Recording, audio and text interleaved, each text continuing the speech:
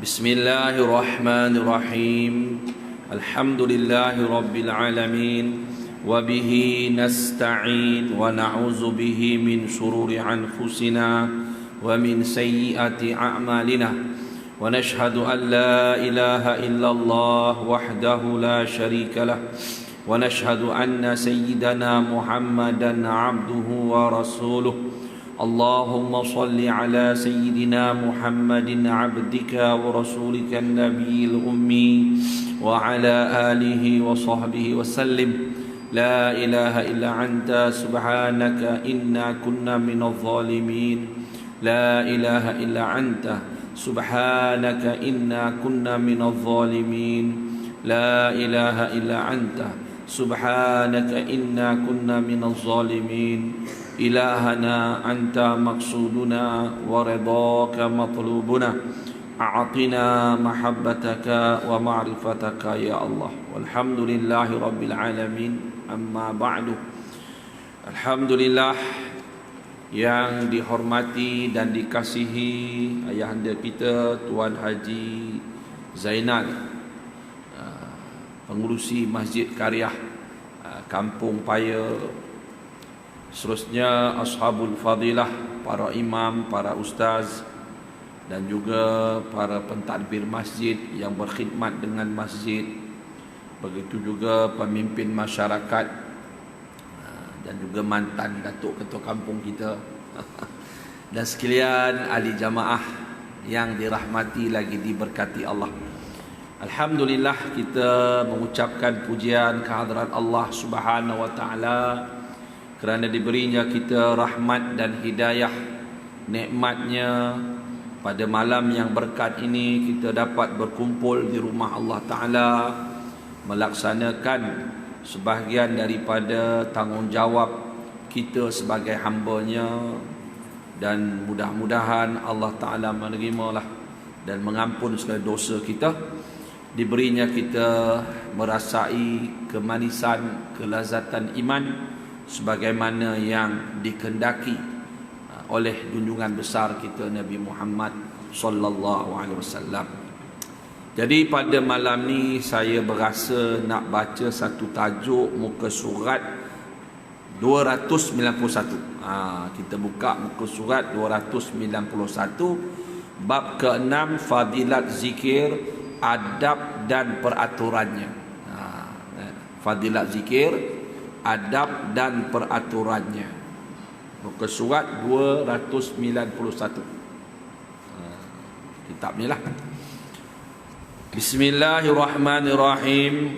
Allahumma salli ala sayyidina Muhammad wa ala alihi wa sahbihi wa barik wa sallim, amma ba'du.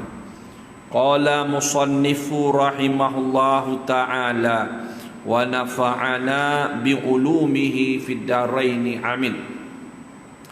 Bab yang ke-6, fadilat zikir, yakni kelebihan ingat kepada Allah, adab dan peraturannya.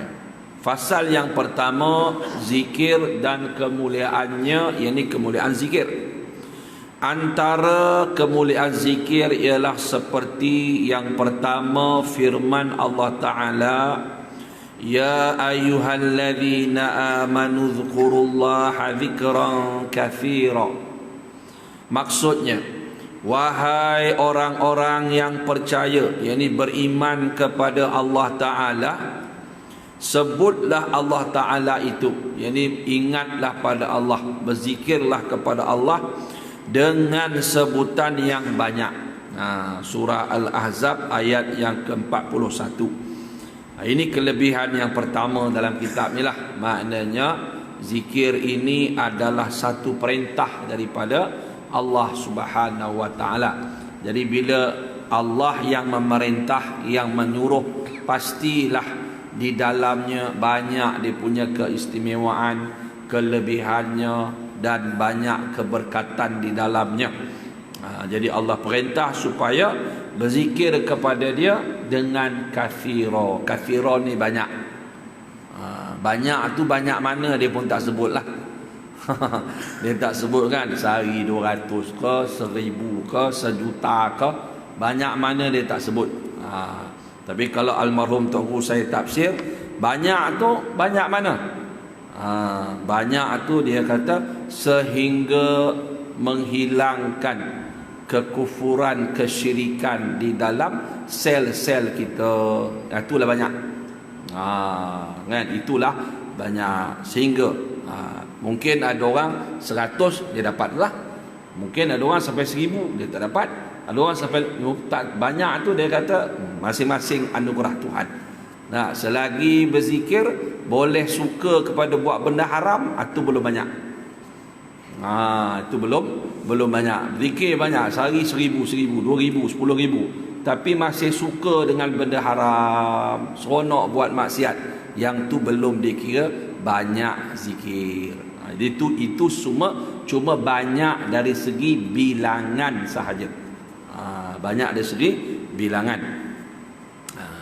Yang kedua, dan firman Allah Ta'ala, fadhkuruni adhkurkum, surah Al-Baqarah ayat 152. Maksudnya, maka sebutkanlah aku, fazkuruni, berzikirlah kamu semua kepada aku, ingatlah kepada aku, azkurkum, nescaya atau pasti aku sebutkan kamu.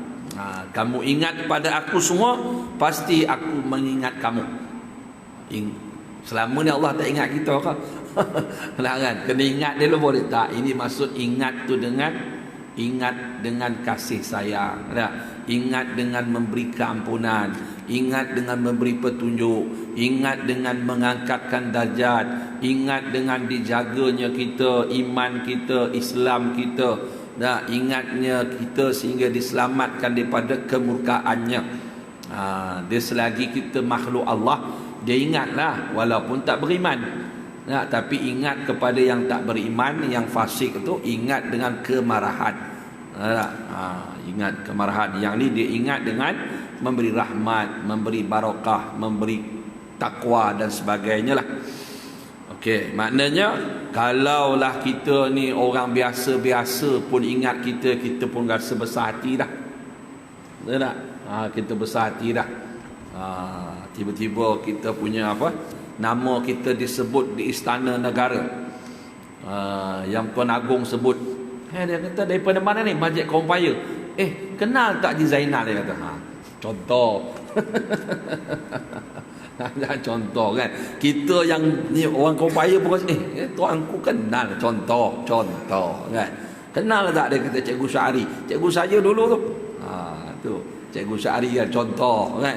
Tentulah kita rasa anak murid kenal, ingat, tentulah dia rasa sesuatu. Apatah Allah Ta'ala sebut kita, ingat kita. Lebihlah sepatutnya. Yang ketiga, dan firman Allah Ta'ala, wadhkurullaha katsiran la'allakum tuflihun. Surah Al-Jumu'ah ayat 10. Maksudnya, wazkurullah, dan sebutlah Allah Ta'ala, ini berzikirlah kamu kepada Allah. Itu dengan katsira, sebutan yang banyak. Mudah-mudahan, la'allakum, mudah-mudahan kamu mendapat kemenangan, kejayaan.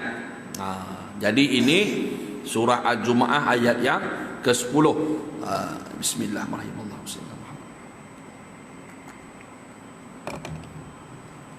Jadi ini pun Allah perintah supaya kita berzikir kepada dengan banyak. Banyak mana tak sebut. Bintang saya sebutlah, Tok Guru saya tafsir banyak tu. Sampai kita dapat kan, menghilangkan kekufuran, kesyirikan dalam sel-sel kejadian kita. Kan, sel-sel, mana setiap darah kita tu bersih daripada benda-benda yang haram, kesyirikan, syirik khafi lah. Jadi gitu. La'allakum, la'alla ini kalau diterjemah artinya mudah-mudahan, terjemahan mudah-mudahan.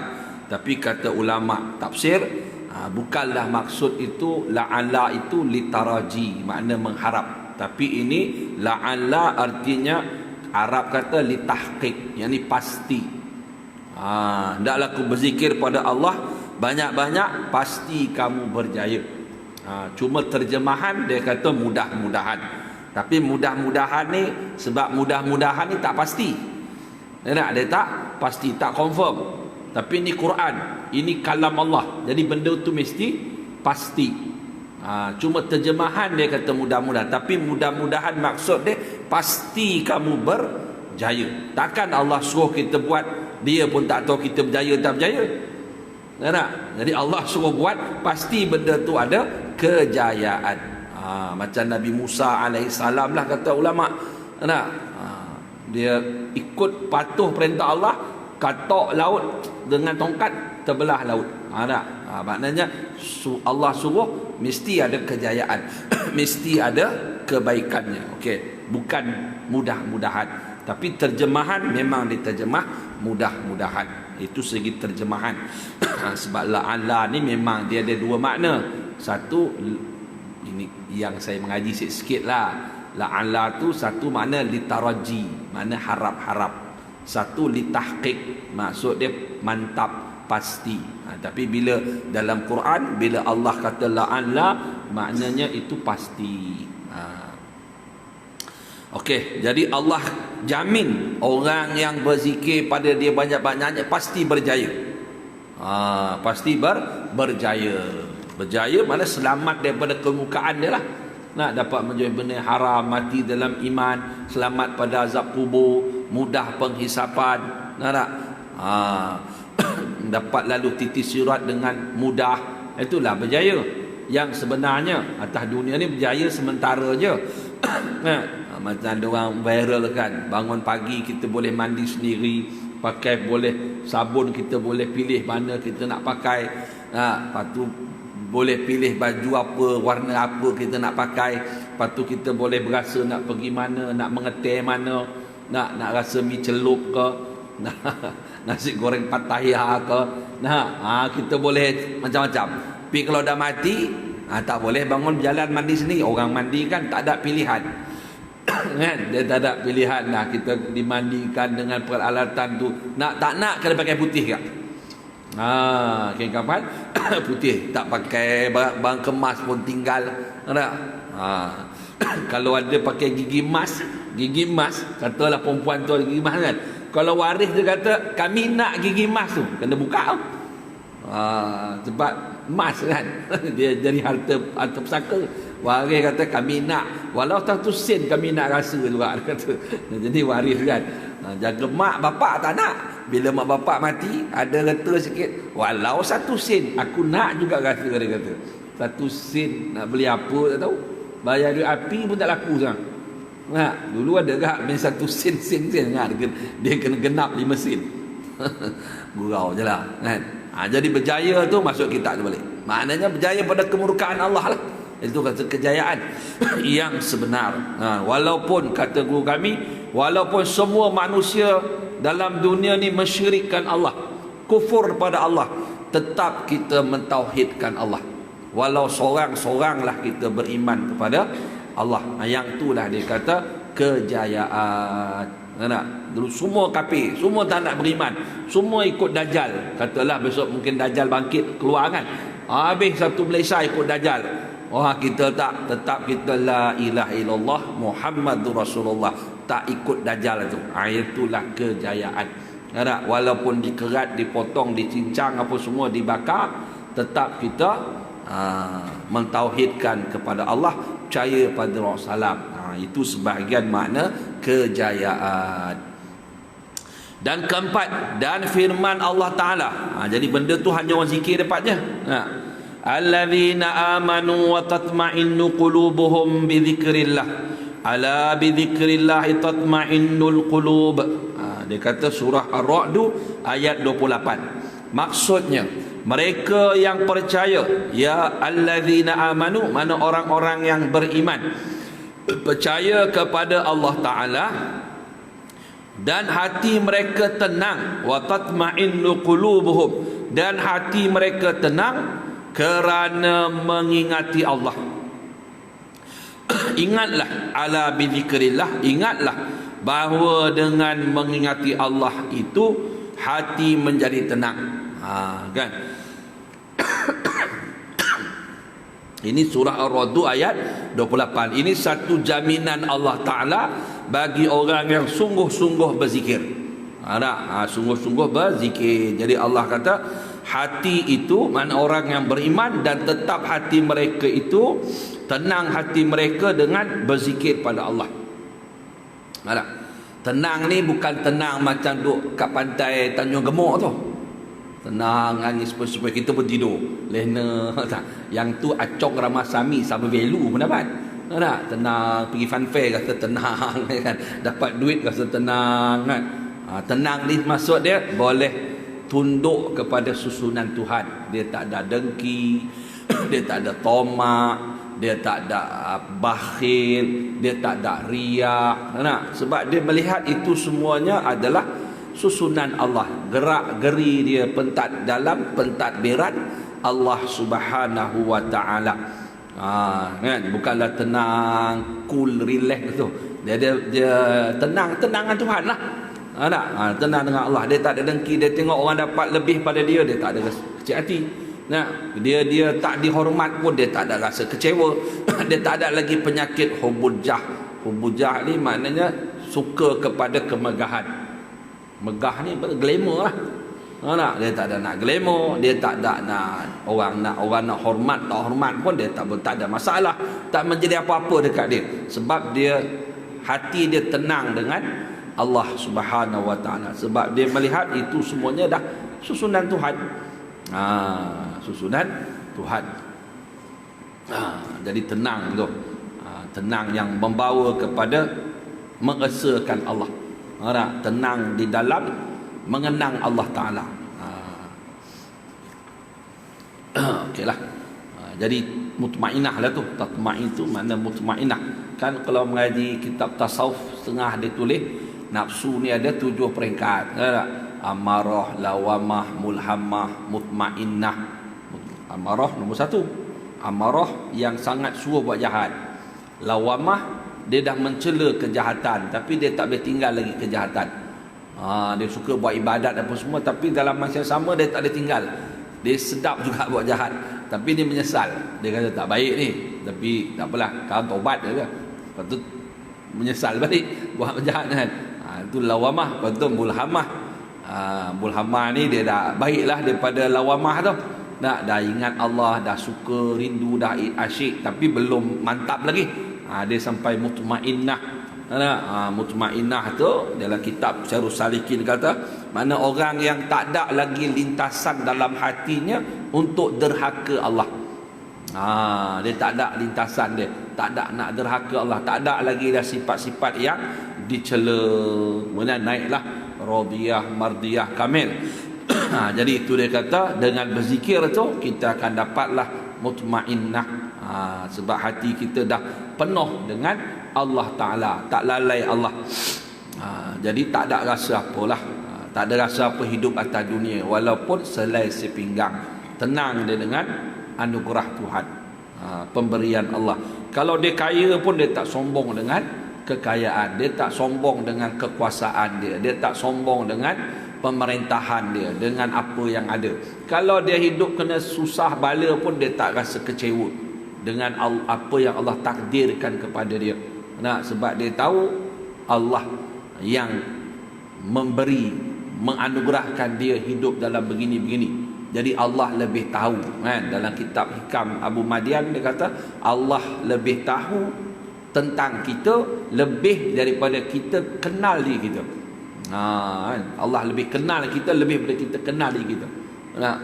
Jadi penyerahanlah di situ baru timbul penyerahan, tawakal. Pasal apa? Pasal kita tahu Allah lebih mengetahui tentang kita lebih daripada kita mengetahui tentang diri kita.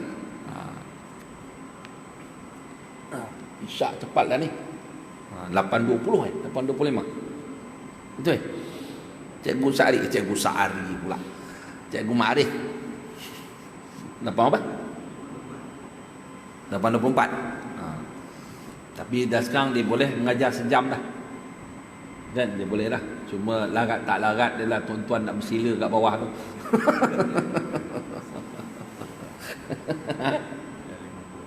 50 minit. Biasa 40 minit je lah, 40 minit. Dia ikut silibus sekolah kan. Satu period 40 minit. Cikgu kan? Itu lah. 2 period 90 minit. 50 minit.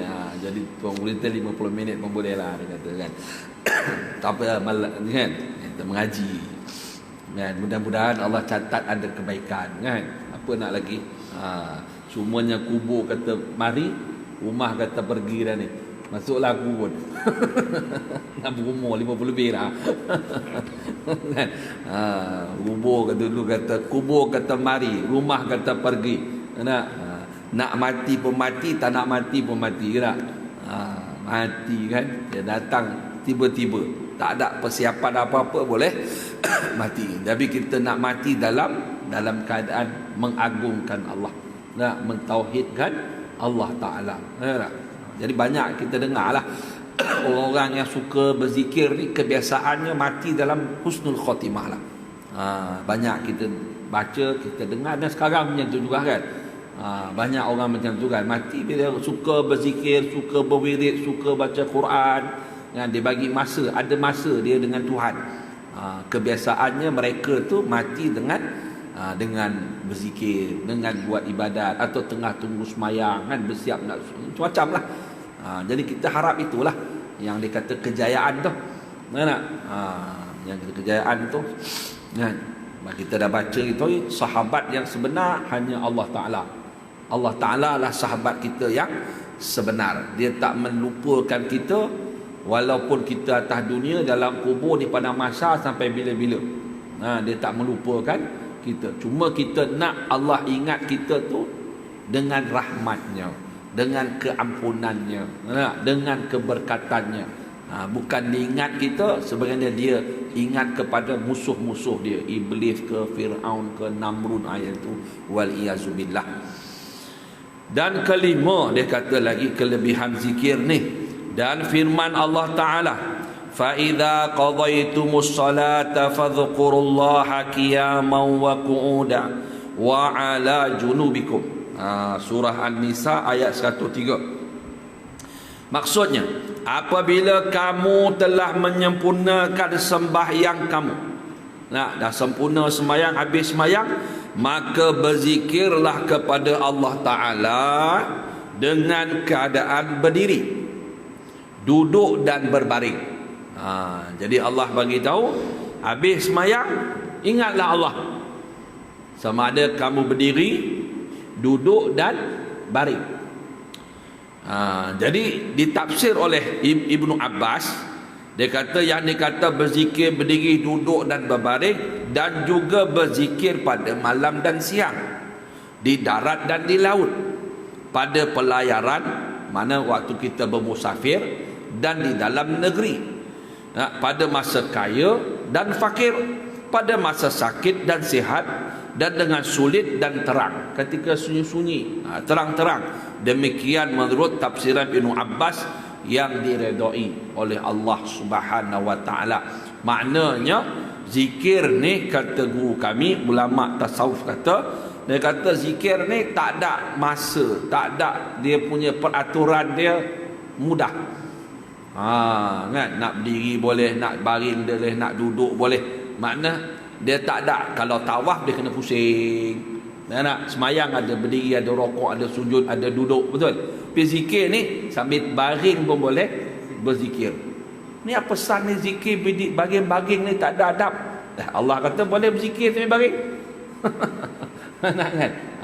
Jadi zikir ni dia tak ada satu cara, ikut sukalah kau nak berzikir macam mana pun. Kan, waktu dalam gelap ke, dalam terang ke, susah ke, senang ke, kemudian dia tak ada, dia bukannya satu ibadat yang ada waktu. Semayang ada waktu. Ni nak semayang Jumaat malam ni, mana boleh? Susah sangat lah. Malam ni dah kita buat semayang Jumaat. Tak boleh dia dah kan. Kan, minggu depan kita pergi buat umrah lah, dia kata. Ada Covid ni mana boleh, visa tak buka. Kan, contoh kan, nak sembelih korban dia ada hari dia, tapi zikir ni dia tak ada masa, tak ada hari, tak ada waktu, dia sepanjang masa. Ibn Abbas kata malam ke siang ke pagi petang, waktu kita di laut, di atas darat. Dulu tak ada kapal terbang, sekarang ada atas kapal terbang kan. Mana-mana pun kena ingat Allah Ta'ala. Kan? Ini menurut tafsiran. Waktu sakit ke, waktu sihat ke, susah ke, senang ke, kan? Ingat Allah. Itu yang boleh. Qiyamah itu kata boleh zikir berdiri tu.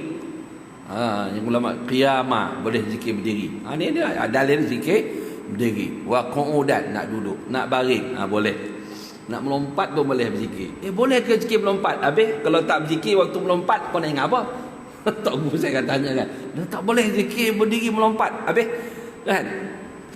Sebab waktu melompat kau nak zikir, suka hati dia lah nak zikir nak melompat kau. Nak? Zikir dalam gelap boleh ke tak boleh? Saya tanya Tok Guru, dia kata zikir dalam gelap tak boleh. Habis nak buat apa duduk dalam gelap? Tak nak ingat Allah. Kan?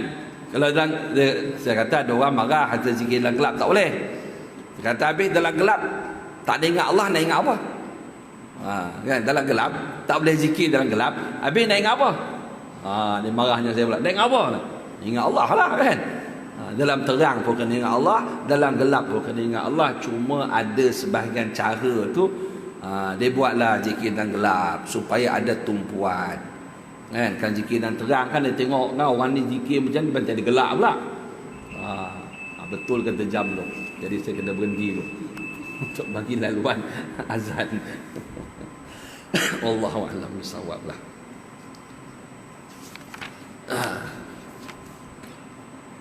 Bismillahirrahmanirrahim. Allahumma shalli ala sayyidina Muhammad.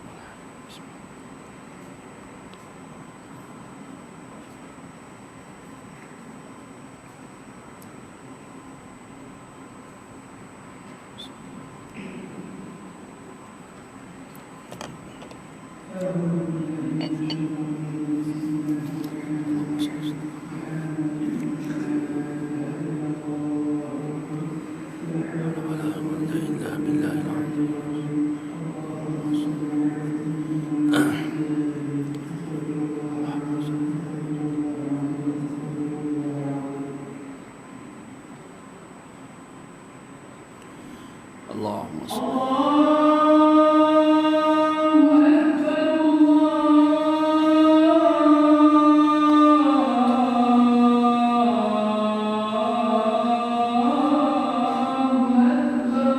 Allahu akbar, Allahu akbar.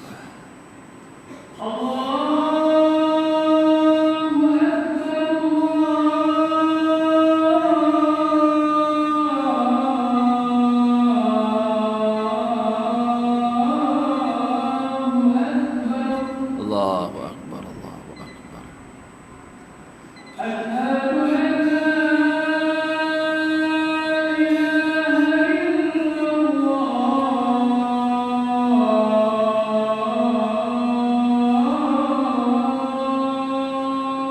Asyhadu an la ilaha illallah. Asyhadu an la ilaha illallah.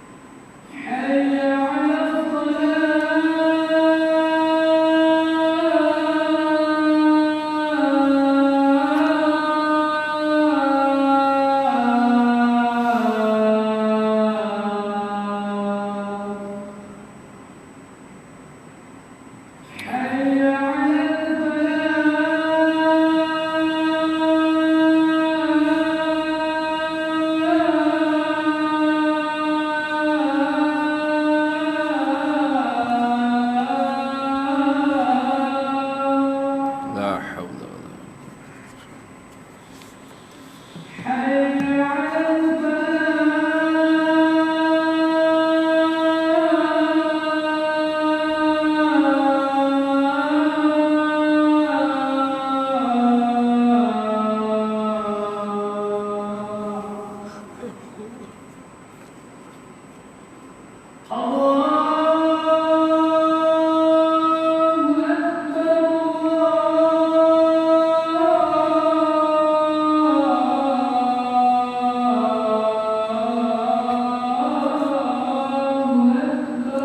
Allahu akbar, Allahu akbar.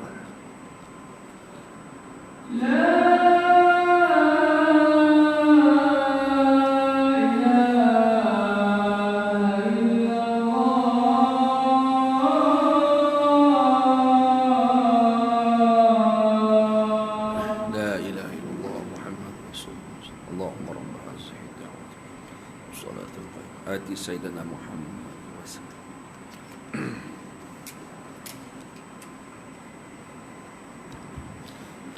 Okey, baik. Jadi kita sambung lagi.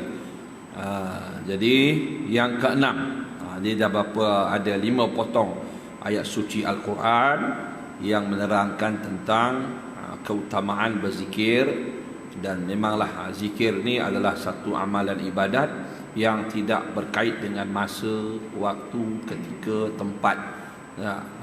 Tapi walaupun begitu adalah zikir tu kalau dalam hati tu sampai dalam tandas pun boleh berzikir, dalam tandas kerana kita zikir dengan hati. Jadi adalah bentuk-bentuk zikir. Jadi insya-Allah mungkin kita akan sampailah.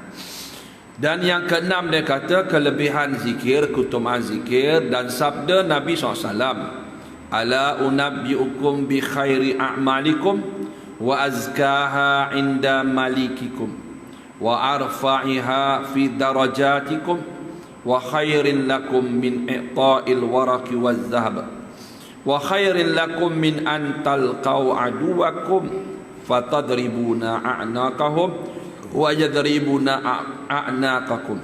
Qalu wa ma dzaka ya Rasulullah? Qala zikrullah. Kata Imam Tirmizi atau kama qala Nabi SAW. Maksudnya Rasulullah bersabda, mahukah aku khabarkan kepada kamu dengan amalan kamu yang terlebih baik, yang terlebih suci pada milikan kamu. Mana yang lebih baik dan lebih suci di sisi yang kamu miliki, yang lebih tinggi darjat, amalan yang lebih tinggi darjat, yang terlebih baik daripada kamu memberi emas dan perak. Perak dan emas dan sepatutnya, warak tu perak, apalah tak apalah.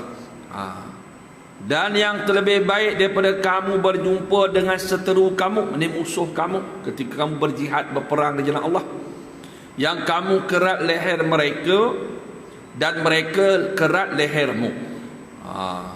Yakni terlebih baik daripada perang sabilillah. Maka sahabat bertanya, apakah amalan itu wahai Rasulullah?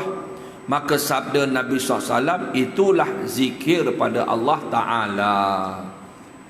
Jadi kelebihan zikir pada Allah Ta'ala ni lebih baik daripada amalan-amalan yang lain, kan? Lebih suci, lebih meninggikan darjat, lebih daripada bersedekah emas dan perak, kan? Lebih daripada berperang fisabilillah, yang mana pergi perang ni kemungkinan kita mati atau cacat cedera. Dia punya bahaya dia lebih besar, bahaya kan. Tapi ibadat jugalah, ibadat dalam perang. Tapi amalan yang paling hebat lagi, yang paling baik adalah zikir. Kenapa? Kerana kalau dia bersedekah tak ada zikir, dia akan jadi riak. Dia bersedekah emas perak, tapi dia lupa pada Allah Ta'ala. Bila lupa pada Allah, pastilah dia ingat pada makhluk. Jadi tentulah dia memberi tersebut dengan sesuatu harapan dalam hatinya agar manusia itu memandang kebaikan yang dia buat, atau dia mengharap balasan daripada makhluk, sebab dia lupa kepada Allah ketika dia bersedekah. atau ketika dia berperang sabilillah dia lupa kepada Allah. Bila lupa kepada Allah, tentulah dia masuk ke riak, ke takabur, ke ujub, ke jadi beratlah. Jadi sebab tu zikir dia lebih baik daripada, sebab setiap amalan kita kalau tak disertai dengan ingat kepada Allah, maka akan dimasukilah perkara-perkara yang lain selain daripada Allah Ta'ala. Semayang tak ingat Allah, sia-sia lah. Bukan sia-sia semayang lah, semayang silap faham lah, sia-sia dia masuk dia banyak riak ke apa kan. Jadi lagi semayang lagi sombong dengan Tuhan pula. Dia rasa dia dah ahli syurga pula sebagainya kan. Jadi dengan zikir tu dia sedarlah bahawasanya dia hamba Allah. Dia patuh perintah Allah, jauh pada riak. Okey, begitu. Sebab dia katakan zikir itu adalah parti bagi segala ibadah. Segala ibadah dia punya parti dia, roh dia adalah mengingati Allah, mengenang Allah Subhanahu Wa Taala. Dan yang ketujuh, dan sabda Nabi SAW, inna lillahi malaikatun sayyarah yattabi'una majalita zikri fa idza wajadu majlisan fihi dzikrun qa'adu ma'ahum wa haffa ba'duhum ba'dha bi ajnihatihim hatta yamla'u ma bainahum wa bainas sama' fa idza tafarraqu arraju wa sa'adu ila sama' fayas'aluhumullahu azza wa jalla wa huwa a'lamu bihim min aina ji'tum fayaqulun min indi ibadika fil ardi fayaqulu lahum kaifa taraktum ibadi fayaqulun taraknahum yusabbihunaka wa yuhallilunaka wa yahmadunaka wa yas'alunaka fayaqulu wa madza yas'aluni qalu jannatuka qala wa hal ra'au jannati qalu la ya rabbi qala fa kaifa law ra'au jannati qalu wa yastajirunaka qala wa mimma yastajiruni qalu binarika fayaqulu hal ra'au nari faqalu la ya rabbi qala fa kaifa law ra'aha qalu wa yastaghfirunaka fayaqulu ushidukum anni qad ghafartu lahum wa a'taituhum ma sa'alu wa ajartuhum mimma yastajaru fayaqulu fihim ya rabbi fulanun abdun khata'un wa innama marra bihim wa jalasa ma'hum fayaqulu wa aidan huwa qad ghafartu lahu humul qaumu la yasqa bihim jalisuhum. Rawah Muslim, riwayat Imam Muslim. Maksudnya Nabi SAW bersabda, bagi Allah, mana Allah ada beberapa orang malaikat yang berjalan mencari majlis zikir, yakni perhimpunan orang yang duduk berzikir. Mana Allah Ta'ala ada satu jenis malaikat yang dinamakan sayyarah. Sayyarah ni mana mereka berjalan di muka bumi ni untuk mencari majlis zikir. Orang duduk berhimpun berzikir, dia pergi duduk. Apabila mereka dapat satu majlis zikir, bila jumpa satu majlis zikir, sekalian malaikat itu duduk bersama orang yang berzikir itu. Mereka mengelilingkan sayap masing-masing, setengah pada setengahnya, sehingga memenuhi ruang antara mereka dan langit. Jadi malaikat akan duduk, dia akan buka sayap sampailah ke langit, berkumpul-kumpullah malaikat ni. Apabila mereka bersurai, mana bila orang duk berzikir tu habis berzikir, bersurai, maka segala malaikat tu naik ke langit. Dia pun naik langit lah. Maka Allah Ta'ala bertanya mereka, bukan Allah duduk atas langit ni, kasihlah fahamlah Allah duduk atas langit. Allah tak duduk atas langit, Allah tak bertempat. Jadi Allah Ta'ala bertanya mereka, mana mereka menghadap Allah, walaupun ia lebih tahu dengan kelakuan mereka. Walaupun Allah tahu, tapi Allah nak tanya juga. Tanya tu bukan Allah tak tahu, untuk mentahqiqkan bahawasanya kelebihan boleh zikir ni, kalau tak kita tak tahu. Jadi Allah tanya, dari mana kamu datang? Allah tanya malaikat, kamu datang dari mana? Maka sembah mereka para malaikat sayarah tadi, daripada hamba-Mu di dalam bumi.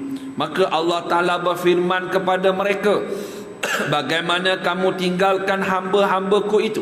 Maka sembah mereka, kami tinggalkan hamba-hamba-Mu dalam keadaan mereka bertasbih kepadamu. Ini menyebut subhanallah, mengucap zikir padamu. Mereka bertasbih. Dia kata yusabbihunaka, yakni bertasbih kepada engkau. Wa yuhallilunaka, yuhallilu ni bertahlil, sebut la ilaha illallah, dia terjemah berzikirlah. Memuji engkau, yakni wa yahmadunaka, mereka memuji engkau, alhamdulillah dan sebagainya. Kemudian Allah mereka memuji engkau dan memohon kepada engkau, meminta kepada engkau. Mohon apa benda, apa mohonnya? Mohon keampunan lah. Maka firman Allah Ta'ala, apakah yang mereka pohonkan kepadaku? Mereka minta apa kepada aku? Maka sembah mereka, kata malaikat, mereka memohon syurga-Mu. Maka firmannya, adakah mereka pernah melihat syurga-Ku? Allah tanya malaikat, maka sembah mereka, mereka tiada pernah melihatnya, wahai Tuhanku. Maka firmannya Allah, betapa lagi jika mereka melihat syurga-Ku. Walaupun tak nampak, tak pernah tengok, tapi dah minta masuk. Tapi bagi orang ahli sufi, mereka buat masuk syurga tu bukan pasal nak bidadari. Kita masuk syurga pasal nak bini ramai. Nak kan? Bidadari ni kan, dia kalau ludah kat laut tu, tawar laut tu. Kan? Dia punya cantik dia tu, tak ada arah. Kita biasanya nak masuk syurga tu, nak dah kat atas dunia tak boleh bini ramai, dekat syurga boleh bini ramai. Jadi nak masuk syurga lah. Kan? Nak ramai isteri. Tapi bagi orang ahli sufi, dia masuk syurga tu bukan pasal bidadari, bukan pasal nak rasa nikmat-nikmat tu. Kerana dalam syurga itu mereka boleh melihat Allah tanpa hijab.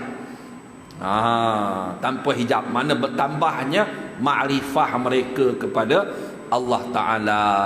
Pasal itulah kan, kalau kitab Tajul Arus hak Jawi tu lah, dia tulis macam itulah. Kan, jadi bukannya pasal nak makan minum bidadari, bukan nak minum marak. Atas dunia tak boleh minum marak, syurga itu orang awam punya kehendak. Kan, dia nak nikmat seronok. Atas dunia dia nak seronok, mati masuk syurga boleh nak seronok juga. Dia bukan nak berdamping dengan Allah Ta'ala. Jadi Rasulullah bagi umum je lah. Jadi umumnya nak masuk syurga. Tapi si orang yang muqarrabin kerana nak lebih hampir dengan Allah Ta'ala. Okey, jadi Allah tanya, macam mana kalau dia orang tengok syurga aku? Malaikat tak jawablah, mana lagilah, tentu mereka bersungguh-sungguh. Maka sembah segala malaikat lagi. Mereka, yang ni orang duk berzikir kat bumi tadi tu, meminta pemeliharaan padamu ya Allah. Maka Allah Ta'ala berfirman, daripada apakah mereka meminta pemeliharaan padaku? Apa yang mereka minta aku pelihara mereka? Maka sembah mereka, yakni malaikat tadi, mereka ini manusia yang berzikir tadi, meminta pemeliharaan daripada api neraka. Maka firmannya Allah, adakah mereka pernah melihat neraka-Ku? Maka sembah mereka para malaikat, mereka tiada pernah melihat, wahai Tuhan kami, tak pernah tengok neraka. Maka firmannya Allah, betapa lagi jika mereka melihat neraka-Ku. Maka sembah segala malaikat. Maknanya orang yang berzikir ni percaya kepada benda yang gaib. Apa yang Rasulullah cakap, kan, surga, neraka, azab neraka ni. Jadi benda tu dia buat tu. Kenapa dia berzikir? Sebab dia percaya kepada apa yang Nabi SAW sampaikan. Itu buktilah. Itu Allah tanya, macam mana kalau dia tengok neraka, macam mana dia tengok syurga. Walaupun dia tak tengok, tapi dia tetap memohon. Pasal apa? Pasal dia percaya dengan apa yang Nabi Muhammad SAW khabarkan. Maka sembah segala malaikat. Malaikat bercakap lagi, bagi tahu lagi. Mereka memohon keampunan pada engkau. Yang pertama minta syurga, yang kedua minta selamat azab neraka, yang ketiga minta engkau ampunkan. Maka firman-Nya Allah Ta'ala, aku saksikan kamu bahawa aku telah ampuni mereka dan aku berikan mereka, yakni orang berzikir tadi, apa yang dipinta oleh mereka, dan aku peliharakan mereka daripada apa yang dipohon pemeliharaan oleh mereka padaku. Maka sembah segala pada malaikat itu, wahai Tuhan kami, di dalam perhimpunan mereka ada sipolan, ada seseorang hamba-Mu yang berbuat kesalahan, yakni yang berbuat maksiat padamu. Dalam duk zikir ramai-ramai tak ada satu orang, dia ni ahli maksiat, kata malaikat. Ahli maksiat. Hanya sesungguhnya ia lalu dengan mereka. Mana dia berjalan, dia berjalan, kemudian dia nampak orang berzikir dan duduk berzikir bersama mereka. Dia pun duduk.